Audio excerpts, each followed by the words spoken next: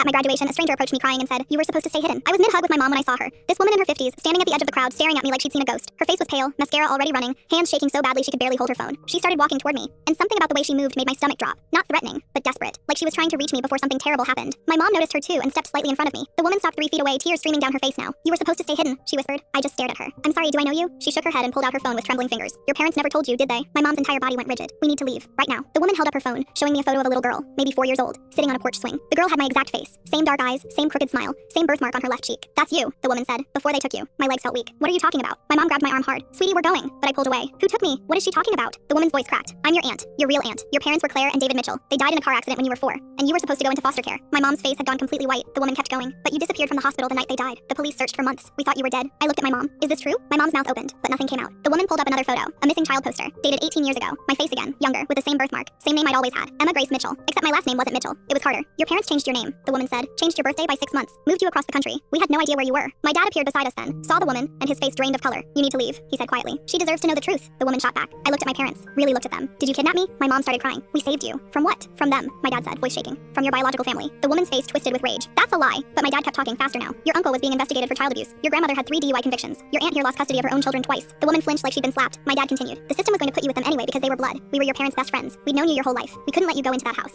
So you just took me?" I whispered. My mom grabbed my hands. "We were going to do it legally. We were going to fight in court. But your uncle found out and threatened us. Said if we tried to get custody, he'd make sure we never saw you again." My dad's voice dropped. "We had 24 hours before they placed you. So we took you and we ran." The woman was shaking her head. "You're lying. You're poisoning her against us." "Am I?" My dad pulled out his own phone. He showed me court documents, police reports, medical records of a child with cigarette burns. That child's name was redacted, but the dates matched when my older cousin would have been in my uncle's care. The woman looked at the screen and went quiet. I felt like I was going to throw up. "So what now? What happens now?" The woman's hands were trembling as she put her phone away. I didn't come here alone. I followed her gaze across the crowd and saw 2 men in suits walking toward us. One was holding a badge. My dad saw them too and grabbed my other arm. "Emma, we need to go, right now." But the woman stepped closer. "I'm sorry, I really am. But I had to tell someone you were alive. The reward for finding you is $50,000. My stomach dropped. "What?" "Your biological father's life insurance had a clause. If you were ever found alive, the payout goes to whoever located you." Her voice cracked. "I lost everything in the divorce. My kids won't talk to me. I needed this." The officers were 10 feet away now. My dad's voice was ice. "You sold her out for money." "I sold her out for the truth," the woman said, but she wouldn't look at me. The first officer reached us. "Mr. and Mrs. Carter, we need you to come with us." My mom was sobbing. "Please, she's our daughter. We raised her. We love her." I looked at the woman, at the officers, at my parents. Then I pulled out my phone and called 911 myself. "Hi, yes, I need to report an attempted kidnapping," I said clearly. "These 2 men are trying to remove me from my parents without my consent. I'm 18 years old and I'm not going anywhere." The woman's face went white. "Emma, no, you don't understand." "I understand perfectly," I said. "You're not my aunt. You're a stranger who wants money. And these aren't real officers, are they?" The taller one's hand moved toward his belt, but campus security was already running toward us. Actual radios crackling. My dad had been recording everything on his phone since the moment the woman approached. Turns out the whole thing was a scam. The woman had seen my graduation photos, noticed I matched an old missing child case, and created an elaborate con with her boyfriend and his cousin. There was no reward, no life insurance clause, just 3 people who thought they could extort my parents for hush money. Real police arrested all 3 of them in the parking lot. I stood there watching them get handcuffed and my mom pulled me close. "How did you know?" she whispered. "You never changed my birthday," I said. "It's always been June 12th.